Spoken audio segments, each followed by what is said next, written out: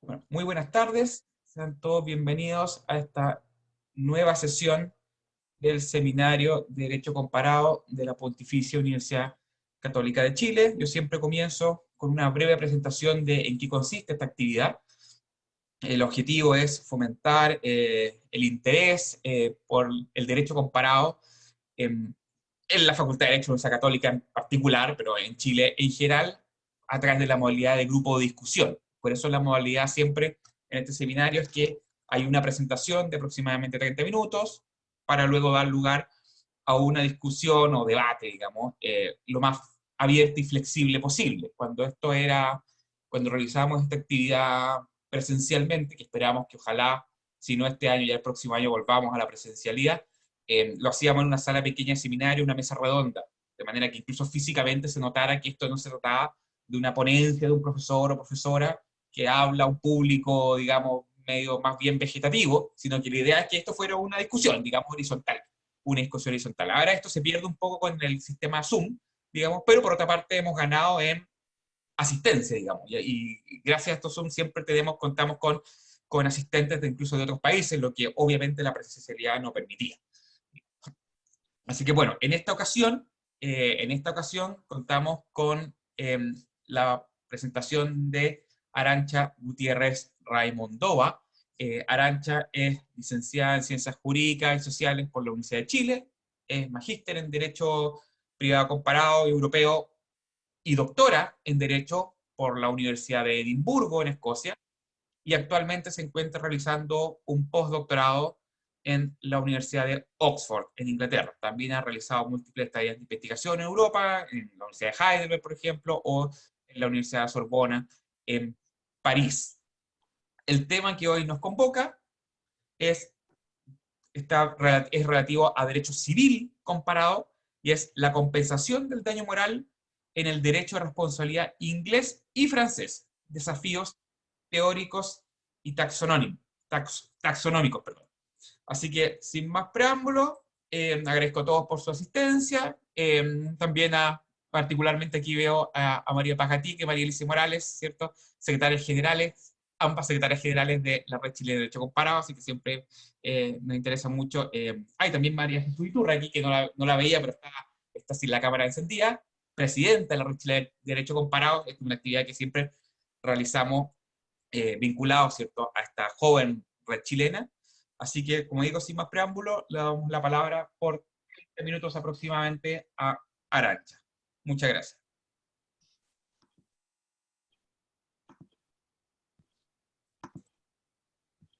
Gracias. Y espero que se ve, ¿verdad? Sí.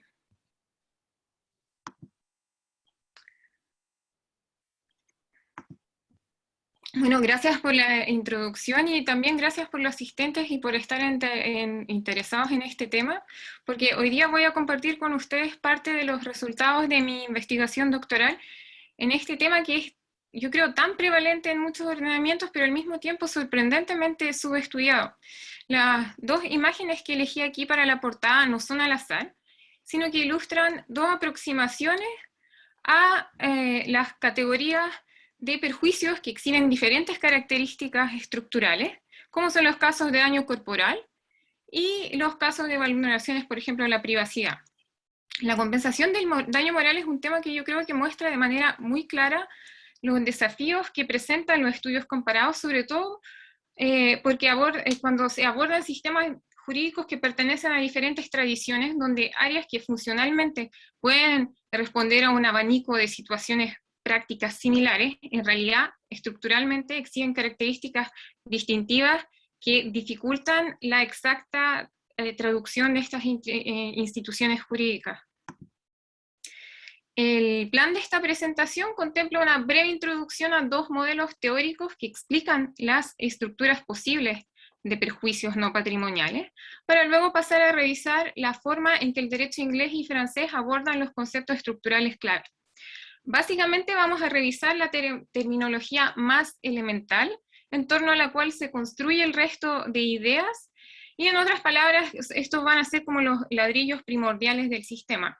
Ello nos va a llevar después a analizar la taxonomía actual y los problemas que enfrentan estos sistemas jurídicos respecto a los perjuicios no pecuniarios, y voy a dar ejemplo en áreas contextuales tales como la protección de la reputación, de la privacidad e integridad física y psíquica.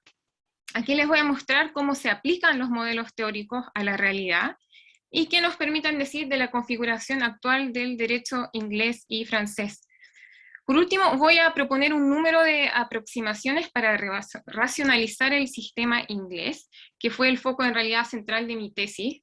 Si bien el componente comparado con Francia era central, pero de cierta manera era auxiliar para poder reflexionar sobre la posición inglesa, y en el fondo yo no hice una comparación completamente simétrica de los dos ordenamientos, sino que analicé el derecho inglés usando los ejemplos franceses más que nada para informar la discusión teórica y enriquecerla con reflexiones comparadas.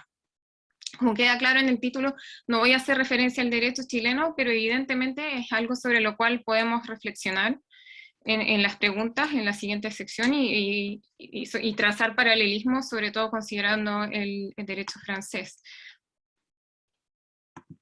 Entonces, estos son dos modelos teóricos que nos sirven de ayuda para caracterizar el funcionamiento de diferentes categorías de perjuicios extrapatrimoniales. Lo que yo hice fue usar estos modelos explicativos para evaluar la estructura de las categorías de non-pecuniary losses en derecho inglés y compararlos con lo que pasa en Francia. Entre otras cosas, voy a mostrarles que el derecho inglés no funciona de una manera pura, ni bajo una lógica consecuencial, ni bajo una lógica normativa, sino una combinación de ambas. Y eso difiere del caso francés. Entonces, acá tenemos un modelo unipolar o deóntico, y me refiero a los casos en los que el sistema jurídico compensa la infracción de un interés jurídicamente protegido sin la necesidad de probar perjuicios consecuenciales. Es decir, la vulneración del interés en sí misma desencadena la respuesta del sistema. Evidentemente, pueden existir perjuicios consecuenciales concretos, pero no son relevantes ni son analizados por la Corte. En ese sentido, el perjuicio deviene abstracto, porque no es necesario probar los perjuicios concretos derivados del acto o omisión. Por ejemplo, imaginemos un sistema donde se reconoce la existencia de un derecho a la privacidad, y se toman fotos de una persona en su esfera íntima, como la foto que puse en la portada. Entonces, la infracción de ese derecho a la privacidad es el perjuicio, aunque uno abstracto, o sea, tienden a confluir en una misma cosa. Tengo un derecho a la privacidad, esa privacidad es vulnerada a través de las fotos subrepticias que se tomaron de mí, es decir, perdí esa privacidad y voy a ser compensado. Da lo mismo si sufrí o no, porque lo que importa es que mi derecho o interés jurídico protegido fue vulnerado. Como vamos a ver más adelante, así es como opera el sistema francés en un número de casos, y también hay una tendencia creciente a concebir los perjuicios bajo esta lógica en algunas áreas del common law inglés. Por otro lado, tenemos el sistema bipolar. En una variedad de sistemas jurídicos es, creo, posible apreciar con toda claridad una estructura donde los perjuicios son consecuencias concretas de la omisión o acción dañosa, y en general se dividen en pecuniario y no pecuniario. Típicamente vemos esto en los casos de daño corporal, donde la víctima es compensada por consecuencias concretas de índole patrimonial, por ejemplo, de un accidente vehicular, como la foto que estaba en la portada. Entonces va a ser compensada por el costo de reparar el vehículo, por los gastos médicos, por las rentas que se dejaron de percibir, y por otro lado, por el dolor y sufrimiento vivido. Entonces, la palabra consecuencial la puse ahí entre comillas porque, claro, no es una palabra del español estándar, pero bueno, ustedes entienden que en derecho siempre inventamos palabras, y es un poco como cuando uno habla de la patrimonialización de los atributos de la personalidad en Francia, y yo en mi tesis ponía entre comillas en inglés como patrimonialization of non-pecuniary losses. Entonces yo creo que son cosas que hacemos los juristas, supongo que es como un poco deformar el idioma estándar. Entonces veamos cómo esto se relaciona con la terminología clave.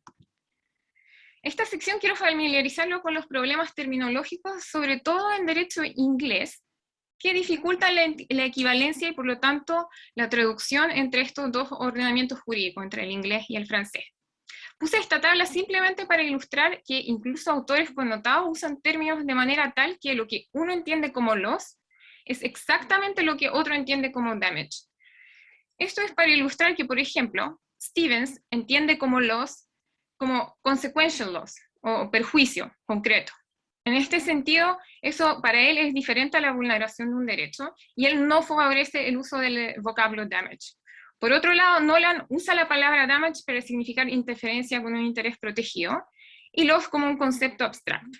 Tettenborg no usa damage, dice que la palabra loss debiese ser abandonada en favor de asignarle un valor al interés infringido.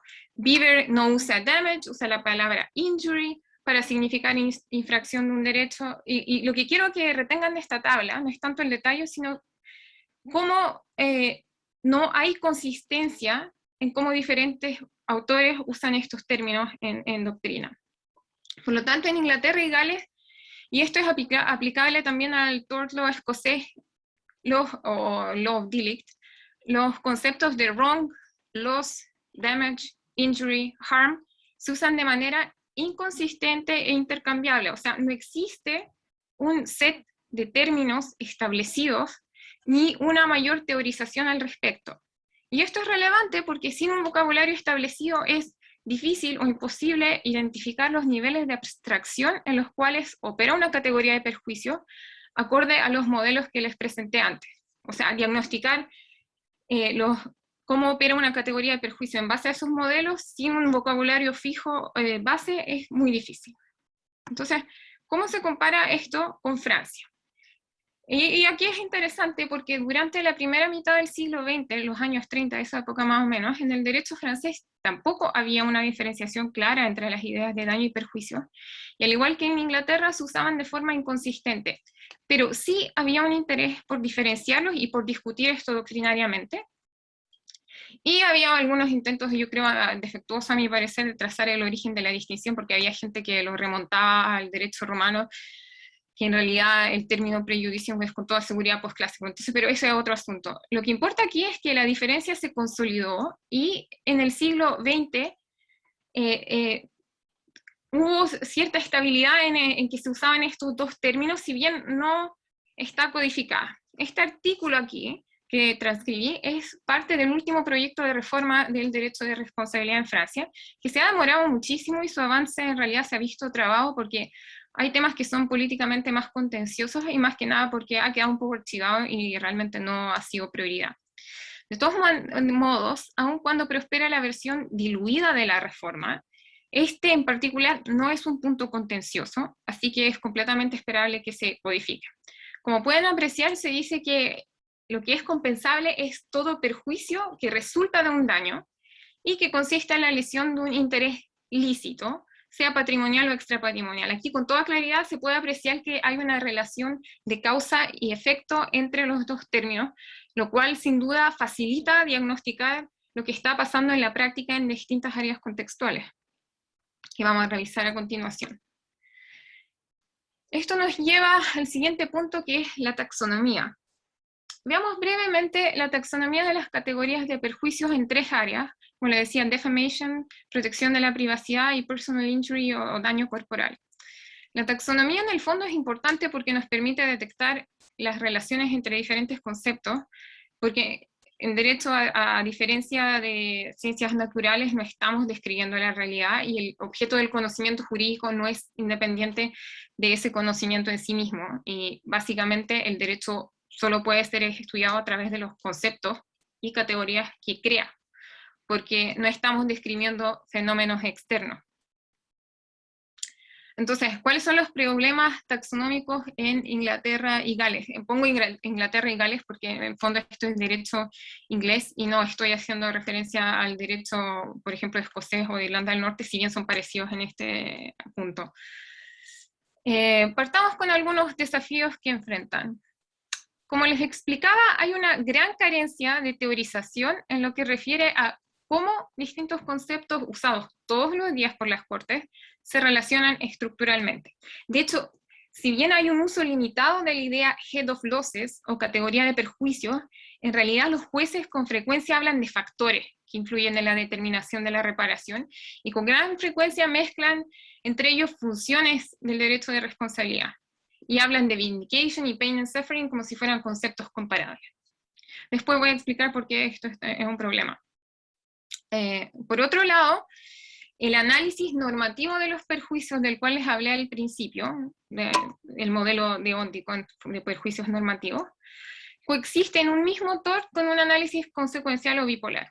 Evidentemente esto genera inconsistencias, porque uno termina compensando simultáneamente categorías que operan a diferentes niveles de abstracción. En tercer lugar, hay un problema de fondo que es mucho mayor. No hay una definición de non-pecuniary losses, y esta etiqueta no es vinculada de manera explícita a las categorías de perjuicios no pecuniarios. Yo creo que si hay una idea que hay que retener de esta presentación, es que en derecho inglés no hay un concepto de non-pecuniary losses que agrupe y unifique a todas las categorías de perjuicios que indudablemente tienen esa naturaleza. En ese sentido no es como el daño moral. Si presionan, yo creo, a cualquier actor en el sistema, un estudiante, un académico, un abogado, con la pregunta, ¿qué es la categoría pain and suffering, dolor y sufrimiento? ¿Es pecuniaria o no pecuniaria? Obviamente les voy a decir que es no pecuniaria, pero el punto de fondo es que en términos de cómo se ordena el sistema, la etiqueta no pecuniario no es explícita en todos los casos, ni siquiera se menciona. ¿Y por qué pasa eso? Y esto nos lleva al cuarto punto. Esto pasa porque con frecuencia van a encontrar la idea de non-pecuniary losses detrás de otros términos, tales como general damages, aggravated damages y remedies. El problema, por ejemplo, con la etiqueta general damages es que no refiere necesariamente o solamente a perjuicios no pecuniarios. Respecto de aggravated damages, el problema teórico es complejo, y ya en 1997 la Law Commission recomendaba eliminar esta etiqueta. Básicamente se trata de una suma de dinero adicional que se recibe en atención a la conducta particularmente injuriosa y falta de consideración del autor que genera dolor y sufrimiento adicional a la víctima. Se supone que son compensatorios, pero yo creo que el hecho que miran a la conducta del autor en realidad nos muestra que el énfasis no está en los perjuicios. Y realmente no se hace referencia a que ese dolor y sufrimiento sean compensados bajo la etiqueta de non-pecuniary losses, no es explícita. Entonces, después llegamos al punto remedies. Esto es muy común. Es muy común que cuando uno habla de non-pecuniary losses sea redirigido a la idea de remedies, que en sí mismo es un tema complejo y de nuevo subestudiado, pero básicamente se refiere a tipos de órdenes judiciales. ¿Tiene sentido tratar daño moral bajo la etiqueta de órdenes judiciales? No realmente, pero si hablan un libro de tort law, con bastante frecuencia van a hallar la referencia justamente en esa sección, y en muchos casos la referencia explícita la van a encontrar solamente con personal injury, que es daño corporal. Esto es, aquí copié los índices de algunos libros típicos. No se asusten con la tabla, aquí solo quiero mostrarles cómo están estructurados los índices temáticos de los libros en tort law. Los desafío a que hablen cualquier libro en tort law e intenten buscar dónde están non-pecuniary losses, se van a encontrar con bastantes problemas. Fíjense en el primero. Si buscan non-pecuniary losses en Winfleet y Jolowitz, van a decir damages, y fin de la historia, lo van a redirigir a esto. Después, si abren McGregor en damages, aquí la lista sigue infinitamente, es mucho más detallado. En Clerk, en Lindsay, el libro le dice básicamente vaya a daño corporal. Y aquí en Charles Wood in Percy, on negligence, le va a decir básicamente casi cualquier cosa, es un poco misceláneo. Pero ¿por qué pasa esto? Como he insistido, la taxonomía realmente no es un área de estudio muy popular, con notables excepciones como Peter Burks y alguna otra gente. Por otro lado, los libros, no sé si han tenido oportunidad de verlos, son libros gigantescos, son muy detallados, no son tratados generales del derecho privado o de responsabilidad. Son libros dirigidos a la gente que practica la profesión, que pueda tener dudas, y son muy minuciosos en mencionar todos los casos importantes, todo el case law de cada área y básicamente todos los precedentes relevantes para cada aspecto de cada tort individual. Algo que encuentro particularmente decidor es cómo se elaboran estos índices. Aquí hay varios de los libros que son editados y usan la taxonomía legal de Sweeten-Maxwell, que es utilizada, bueno, por Sweeten-Maxwell, y también otras categorías de Thomson Reuters. En esencia, desde el año 2002 en adelante empezaron a usar un vocabulario controlado, que se aplica a todos sus productos, desde journals hasta bases de datos como Westlaw. Obviamente, en términos de búsqueda a través de las bases de datos, necesitan fijar algunas palabras clave, y la taxonomía que apliquen, lo importante es que no es lo mismo que una taxonomía doctrinariamente sólida.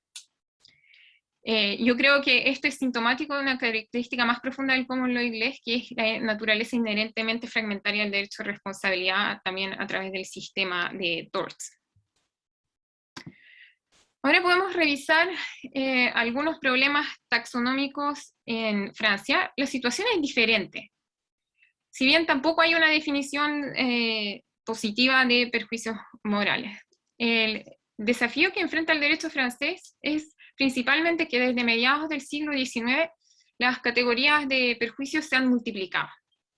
Y si abren un tratado de derecho civil van a ver largas listas de perjuicios morales que varían de libro en libro en realidad y están basadas a veces en casos aislados. Entonces, a veces también es difícil identificar todas las categorías compensables de daño moral.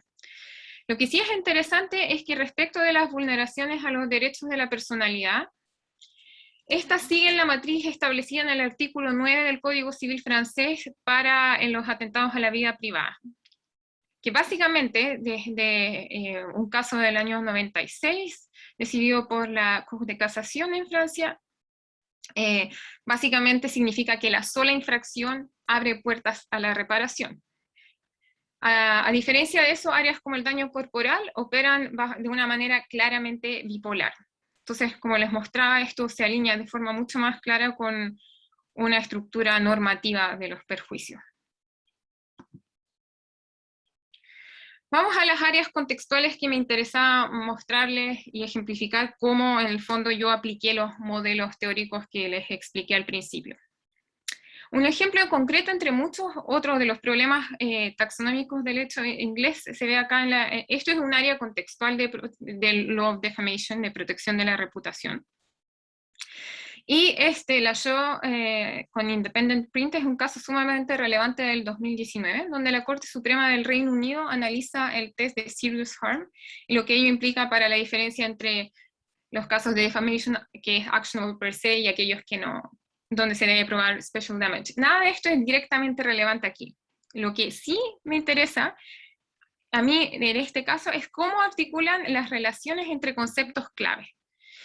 Y aquí está esquematizado cómo la Corte se refiere al tema. Básicamente, dicen que en los casos de slanders que no se pueden accionar per se, en realidad lo que está en el corazón de la acción son los perjuicios pecuniarios ocasionados a la víctima. Por otro lado, la Corte dice que también es compensable el injury to reputation.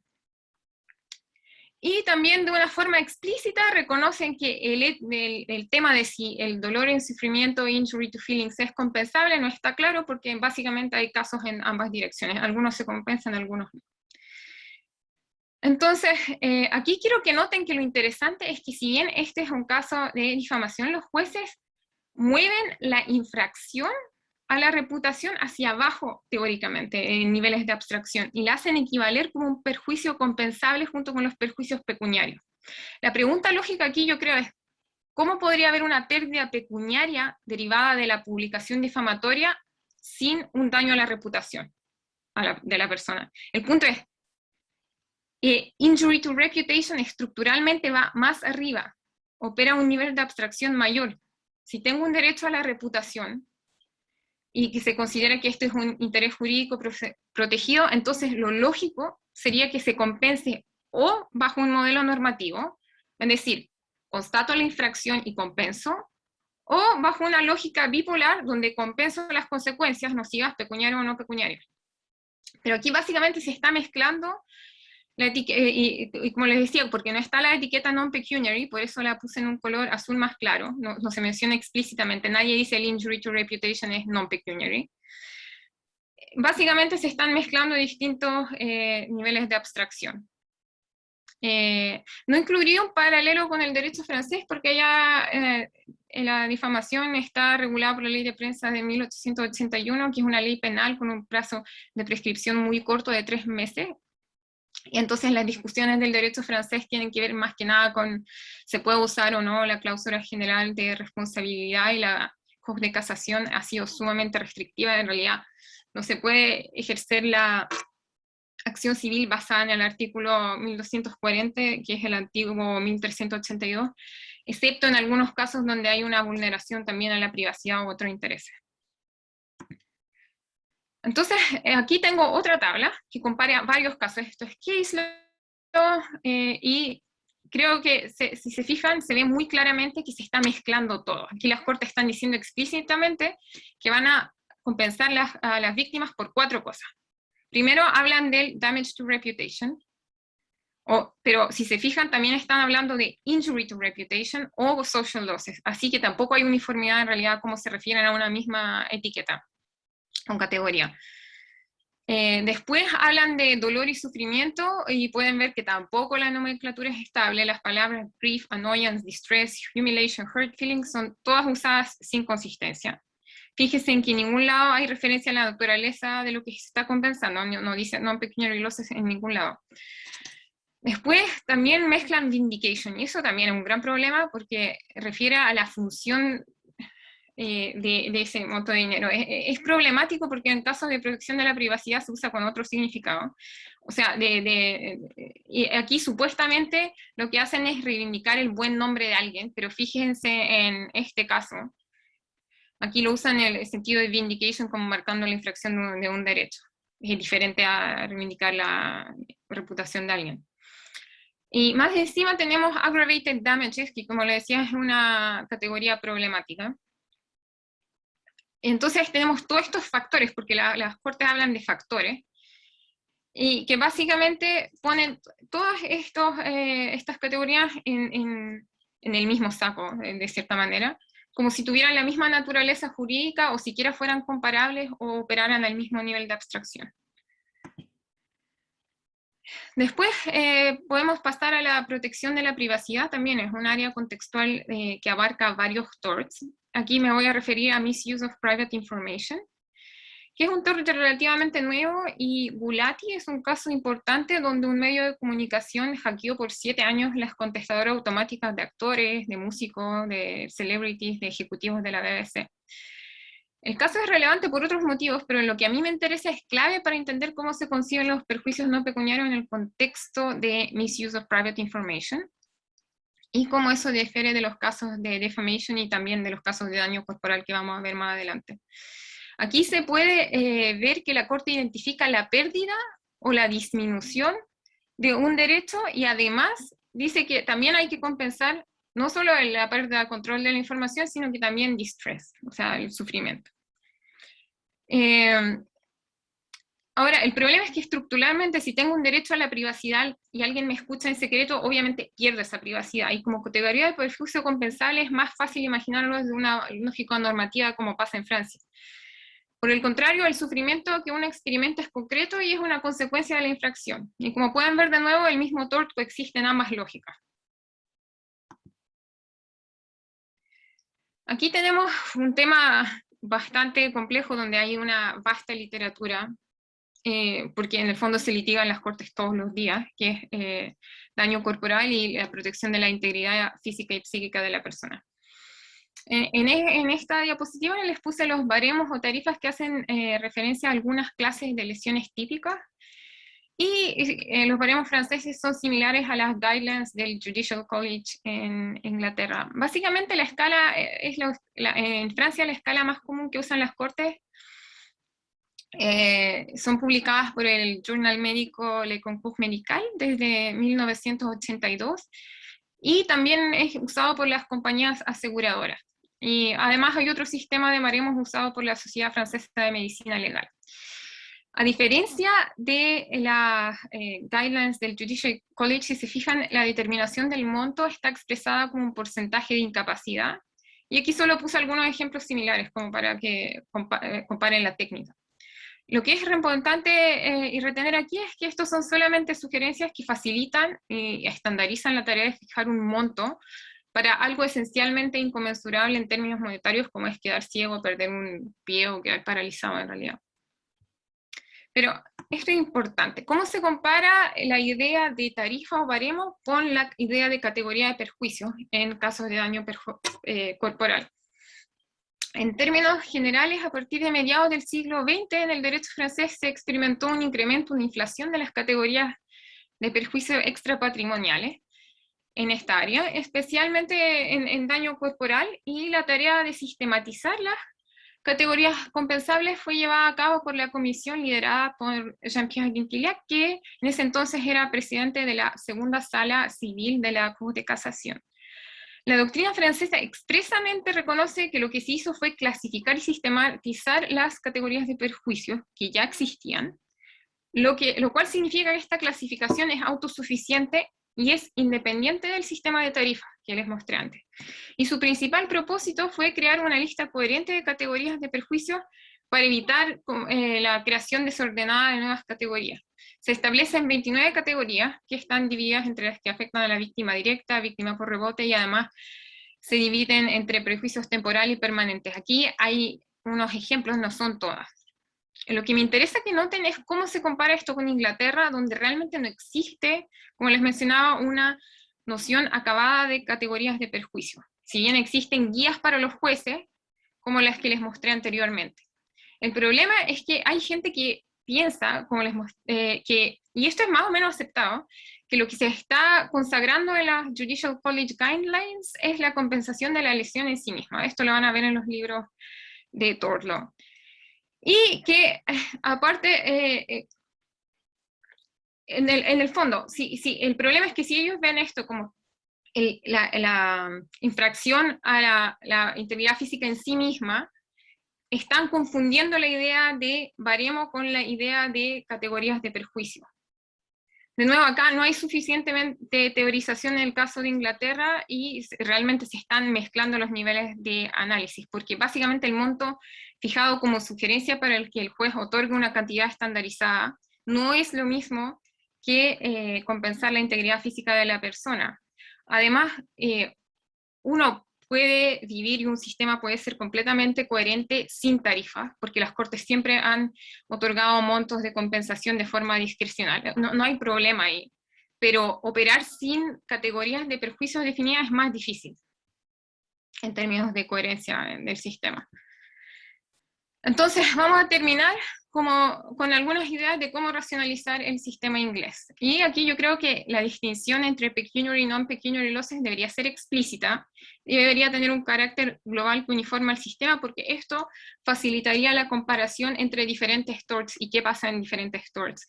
Porque básicamente van a ver que distress es compensado o no en diferentes torts de una forma completamente inconsistente. Después, creo que hay que aplicar un modelo analítico que distinga los perjuicios normativos de los consecuenciales, porque esto facilita la detección de las relaciones estructurales entre diferentes conceptos, y ahí me quiero remitir a lo que les mostraba de el lugar que ocupa el injury to reputation en casos de difamación.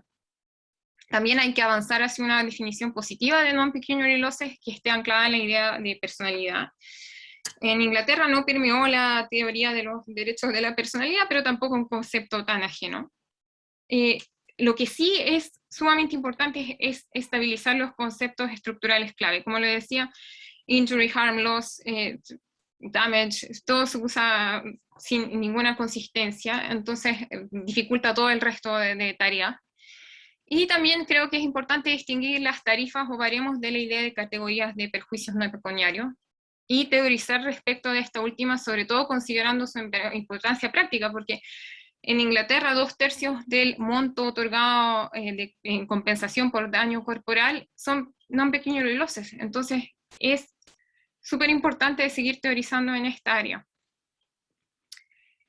Y con esto quiero agradecerles por escucharme. Ahí está mi página web académica, donde están mis papers, y también hay detalles de las colaboraciones actuales en las que estoy involucrada, así como links a charlas, el currículum, cosas así, por supuesto los datos de contacto. Así que gracias. Bueno, muchas gracias, Arantxa, por su interesante exposición y también por el envío de los últimos datos, porque siempre, dada la premura del tiempo, quedan preguntas abiertas o que no se pueden responder, así que es bueno, digamos, siempre recomendable que quienes todavía tengan dudas o que después les surjan, reflexionando Sí, sobre estas conferencias, le surjan dudas, le pueda escribir directamente a la expositora para que le pueda contestar con mayor tranquilidad. Así que ahora corresponde entonces abrir no sé, una ronda de preguntas, pero sí abrir, digamos, la discusión, el debate, así que, por favor, quienes tengan comentarios, sugerencias que hacer, los invito, ¿cierto?, a hacerlo.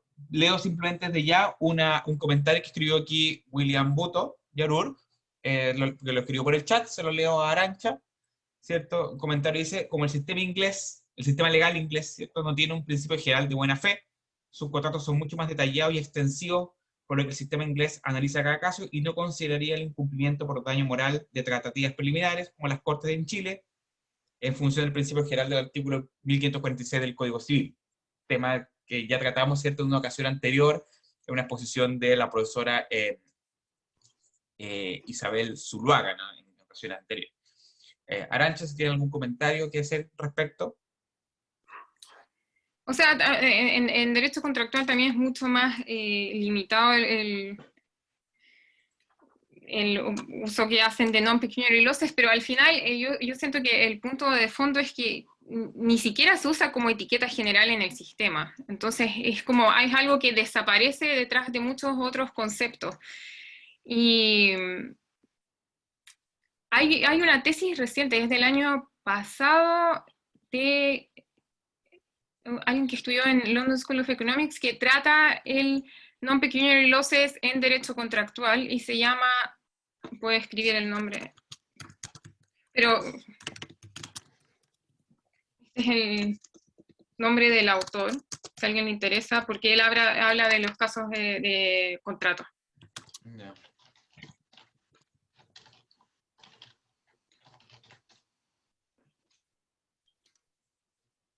Y la tesis está disponible online, entonces también la pueden ver. Está como en ruso la tesis, ¿no? Es búlgaro también, qué coincidencia, porque yo soy mitad búlgara y bueno, él es búlgaro completo, pero estudió acá en el Reino Unido. Ah, ya está en inglés, ya. Sí, sí. Perfecto, porque no es Latin. No, es derecho inglés de contratos y non-pecuniary losses en ese contexto. Ah, perfecto. Perfecto. ¿Algún otro comentario, sugerencia, crítica, María Paz. pregunta? María Pajatica, por favor. Ahí está. Gracias. Estaba levantando mi manito, pero parece que no me la veías. Pero me voy a bajar la mano. Ahí sí. Ah, sí, no lo veía la mano levantadita. Sí. O sea, lo vi cuando la levantaste tú, pero no cuando estaba para No, mi persona, digamos. Claro, exacto. Gracias, Arancha. Súper interesante, muy entretenido además. Me pasa que las peleas taxonómicas con el derecho inglés es como lo del Quijote. Sí, como, claro. Y siempre me pregunto, o sea, te quiero preguntar más bien como si tú, ¿qué feedback tuviste cuando defendiste tu tesis? ¿Tuviste algún académico inglés ahí? Porque el tema de la taxonomía a los abogados del common law les da como urticaria, salvo a Burks, que la verdad es que Burks se puso así porque se puso a compartir con alemanes y se puso a compartir con escoceses. Sí. Pero a Burks lo pescaron, o sea, lo respetan pero no lo pescan, o no lo pescaron tanto. Esa es mi impresión, ¿verdad? No lo pescaron demasiado. Y entonces quería saber si es que yo dejé de estudiar el tema de las taxonomías hace un tiempo ya. Yo además había estudiado más las taxonomías del enriquecimiento, más que las de los daños. Quería preguntar, uno, ¿qué feedback tuviste de algún inglés? Y cuál es tu impresión actual respecto de cómo va esa tarea, digamos, con el tratar de instalar, no digo que tú la vayas a instalar, ¿verdad? La puedes instalar, por supuesto, pero no sé si todavía ya la instalaste, pero ¿Cómo va esa tarea de instalar la idea de que la taxonomía no es una cuestión de elegancia, no es una cuestión de belleza, no es ni siquiera una cuestión de docencia, ¿verdad? Tampoco es una cuestión meramente docente, sino que tiene una cuestión de fondo que tiene que ver con el Estado de Derecho, ¿verdad? Y con la igualdad con la igualdad, o en un sistema que pretende resolver sus casos por analogía. Sí. Quiero que me hables un poco de eso. Sí, gracias, porque en realidad eso me permite también expandir en también cómo ha sido la recepción de esto, porque en términos del feedback, en el Viva estaban como muy sorprendidos, nunca nos habíamos dado cuenta que esto era un problema, y yo también presenté esto en la Society of Legal Scholars, cuando antes de la pandemia, como en septiembre del 2019, tenían la conferencia anual y presenté en la sección de tort law y presenté esto, y la recepción fue bastante buena, o sea, como que era como, qué interesante, así como nunca habíamos pensado en esto. También yo siento que viniendo de un sistema, de una tradición diferente, donde uno está acostumbrado a pensar en estos temas más generales y más sistémicos, y a teorizar sobre esto, para mí era más obvio, porque para mí, yo creo que fue la primera semana de doctorado, abrí estos libros, no encontraba non-peculiar glosis y me pregunté, ¿qué está pasando? ¿Por qué no puedo encontrar mi tema de investigación en ningún lado si yo sé que está ahí? O sea, como... Entonces, eso es una cosa, tienes completa razón que taxonomía no es un tema popular. Y yo creo que eso también se remite a cosas más profundas de cómo funciona el common law y también cómo funciona la profesión jurídica en Inglaterra, porque hay que pensar que, por ejemplo, para ser solicitor, en Londres, en los abogados que trabajan como solicitor en el Magic Circle, que son como los grandes estudios de abogados, 50% de esa gente no estudió Derecho. No estudió Derecho en pregrado, puede estudiar cualquier cosa.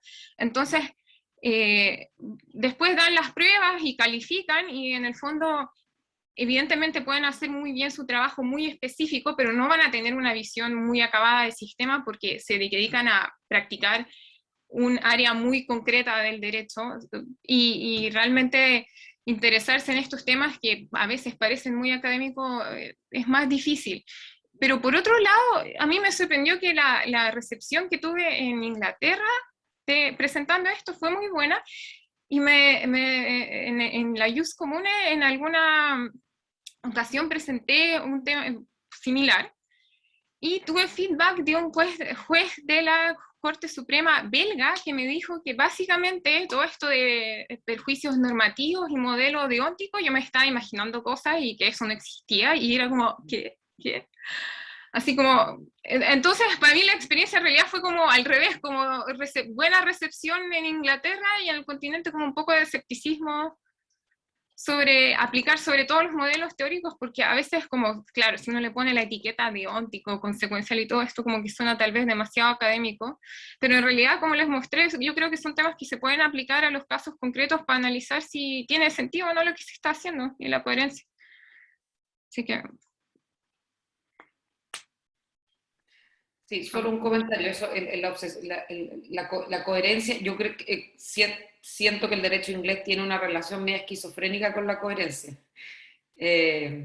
O sea, es que cada tort que emerge históricamente de forma diferenciada, entonces intentar compararlos, intentar hacer sentido del sistema de tort law como un todo, es muy difícil. Yo creo que hay gente que va a preguntar, ¿y por qué haríamos eso? Y es como si en el fondo podemos sobrevivir así. Es como... Bueno, Keynes trató un poco, Keynes lo intentó, ¿verdad? Intentó hacer ese cruce, en el fondo decir, bueno, tenemos los torts, y los agarró, los puso uno al lado del otro, ¿verdad? Y cruzó desde los, digamos, la culpa, el daño, etcétera.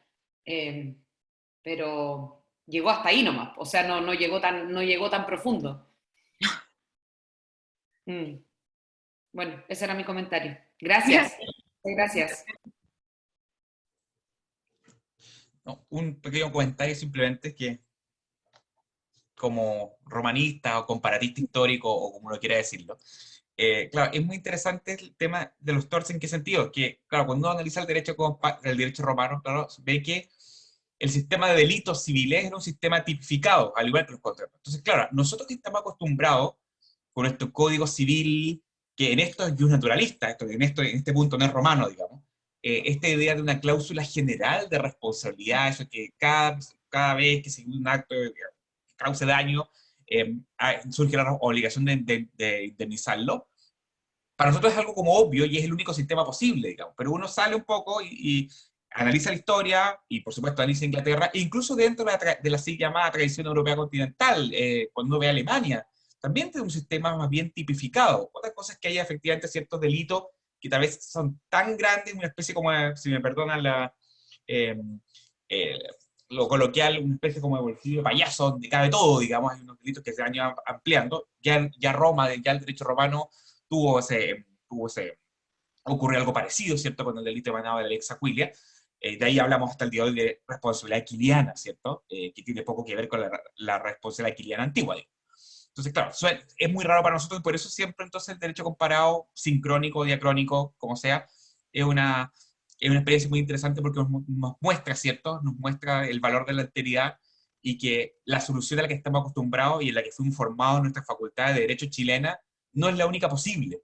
Pero cuando uno no tiene esa perspectiva comparada, digamos, o histórica, ¿cierto?, a veces también filosófica, sociológica, lo que sea, ¿cierto?, sino que puramente dogmática, claro, uno puede caer en ciertos prejuicios o incluso en actitudes un poco reaccionarias. A veces me gusta citar la frase de Theo Mayer-Mayer, un romanista austríaco, que decía respecto a la historia del derecho, algo que también se aplica al derecho comparado, opera de la misma manera. Decía que la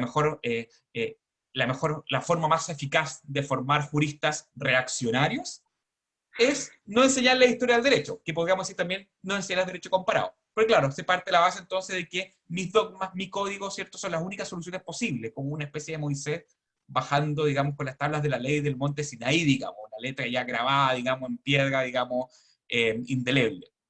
Y no es así. Entonces, por eso siempre el derecho comparado es un ejercicio intelectualmente muy, muy estimulante, digamos, porque nos da una visión, permite desempeñar una función crítica que la dogmática normalmente no desempeña, porque la dogmática está destinada a resolver el caso práctico, ¿cierto?, en nuestro sistema, digamos. Y el derecho comparado es el que nos da esa visión más amplia. Así que, por eso todas esas rarezas que uno a veces encuentra, a veces no son tanto, digamos. Tal vez a veces los raros somos nosotros, digamos. Lo que pasa es que estamos acostumbrados a mirarnos como abogados del ombligo, digamos, y asumir que nuestro sistema es el único posible. Veo que llegó un invitado, ese es, digamos, mi comentario, digamos. Veo ahí que llegó un invitado, digamos, un futuro comparatista. Sí, tengo un mini colado por aquí. Está muy bien. Hay una mano. O sea, ¿Hay una mano por ahí? No veo la veo mano. que levantan la mano, sí. ¿Yo por qué no la veo? Yo veo a Ana María Quintana. Sí, qué raro yo. Pero bueno, si es así, por favor, que... Ah, sí, aquí está, aquí está. Por favor, Ana María, si tiene una pregunta, que encienda su micrófono ahí. Ahí está. Gracias. Yo justo estoy haciendo el doctorado en la Universidad Católica de Chile, pero yo soy colombiana. Eh, y justamente en este sentido tengo una pregunta por un trabajo que hice en el contexto del doctorado, y es que ni siquiera en nuestros dos países que compartimos códigos estos temas son similares, son completamente distintos en el reconocimiento de daños extrapatrimoniales, desde el punto que, pues, que en el código no están expresamente reconocidos. Entonces, aquí en Colombia hemos creado 3 categorías de daños extrapatrimoniales. Digamos que el género lo llamamos daño extrapatrimonial, y dentro de las especies tenemos daño moral, tenemos daño a la vida de relación, y tenemos daños a los derechos constitucionales o los derechos fundamentales, donde se han metido todos los temas de derechos personales. Pero en Chile yo estaba estudiando, la evolución ha sido completamente distinta. El nombre es daño moral, y dentro de daño moral se han metido diferentes clases de daños sin hacer una categorización clara. Los diferentes profesores proponen cada uno sus categorías. Y aquí en Colombia los profesores hacen lo opuesto. Ellos dicen, ¿para qué categorías? Solo tengamos una bolsa. Deberíamos, como el proceso desde la misma norma, que es casi el Código Civil y el reconocimiento general del Código de Bello, del pago de los daños, se ha realizado un proceso jurisprudencial completamente distinto. Entonces, ni siquiera, mi intuición es que ni siquiera nosotros que desde el derecho civil tenemos como esa estructura de categorías, tenemos categorías claras. Entonces, mi pregunta es, ¿podría haber una respuesta como general a este tipo de problemas o esto debería ser algo más adaptado a la cultura jurídica de cada estado, de pronto también al contexto social, porque pues claramente el contexto latinoamericano no es igual que el contexto europeo? O si, digamos, podríamos llegar a este punto de teorización donde podamos encontrar una respuesta que pueda ser aplicable a los diferentes sistemas jurídicos. Gracias por la pregunta y la reflexión más bien, porque yo creo que es importante, porque en realidad dividir los perjuicios en pecuniarios y no pecuniarios, básicamente decir que no es necesariamente obvio, puede haber otras formas de organizar los perjuicios, sobre todo pensando en dónde ponemos el daño medioambiental, dónde hay categorías nuevas de perjuicios, cómo entran en esta lógica, y por qué en el fondo el daño moral o los daños no pecuniarios simplemente se definen por oposición al dinero, porque el centro tiene que ser las pérdidas pecuniarias y lo otro es todo lo que no es pecuniario. Entonces, creo que hay formas tal vez más innovadoras de imaginar esta distinción. En Chile yo creo que los fallos que he leído últimamente de la Corte Suprema, hay fallos donde sí reconocen vulneraciones a los derechos de la personalidad, y en otros fallos hablan de pretium doloris. Entonces, de cierta manera están esas dos lógicas. Ahora, no se elabora mucho más en cómo se estructura el sistema, pero también tampoco eso es tarea de la Corte necesariamente. Por otro lado, hay otras formas de dividir esto. En Francia hay una tendencia en algunos autores de hablar del daño corporal como una tercera categoría. Entonces está el daño moral, está el daño material, que es el pecuniario, y luego está el daño corporal, que en realidad no tiene sentido elevarlo a una tercera categoría como si fuera simétrica, porque en el fondo comparte características pecuniarias y no pecuniarias. Entonces, en realidad, como categoría, se elevó simplemente porque es un área hiperespecializada de gente que litiga en estas áreas todo el tiempo. Entonces, le dan esta nueva etiqueta que parece ser un tercer término. Pero sí, yo creo que tienes razón en que realmente el hecho de que uno venga de una tradición del derecho civil no necesariamente hace que las categorías sean más coherentes o más explícitas per se. Lo que sí creo que hace que tengan una característica más general que va a tender a uniformar a todo el sistema, o al menos está esa pretensión. Y que, como les explicaba, por la naturaleza fragmentaria del tort law y por el hecho de que estas categorías no son explícitas y por la menor tendencia a teorizar sobre estas cosas, sobre la terminología y la taxonomía, en realidad es por eso que vemos esta diferencia marcada entre las dos tradiciones. Pero gracias por el comentario. Gracias a ti.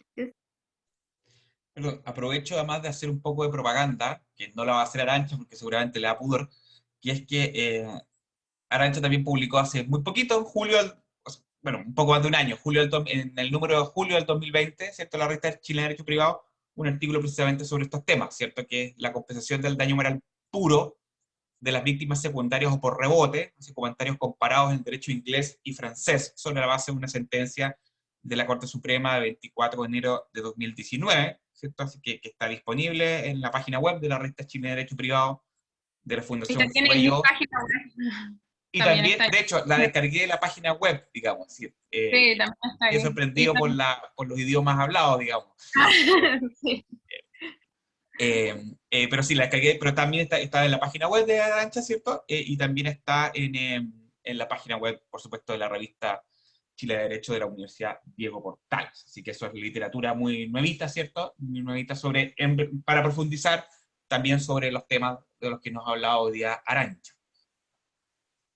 Un comentario, una pregunta, ¿cierto? Aquí de Héctor Francini. La transmito, por aquí está. Dice, En el derecho inglés es condición necesaria, una pregunta, en el derecho inglés es condición necesaria para indemnizar el daño moral partir de que siempre se califique la pérdida de capacidad laboral o invalidez en el caso de lesiones psicofísicas, o se puede indemnizar a partir solo de principios como la reparación integral y la equidad o en casos de deficiencia probatoria? Básicamente en el derecho inglés es una suma de dinero y lo que yo mostré, los guidelines del Judicial College no es necesario que sea invalidez. En el fondo los jueces a su discreción pueden determinar otro monto de dinero, en general siguen los guidelines del Judicial College, pero en el fondo, a diferencia del sistema de baremos, no es un porcentaje de invalidez, sino que es un monto de dinero sugerido para los jueces, pero podrían determinar otro. Perfecto. Y también, nuevamente, de William Buto y Arur, también hace un comentario, ¿cuál es su opinión respecto al daño moral atribuible a personas jurídicas en el derecho inglés?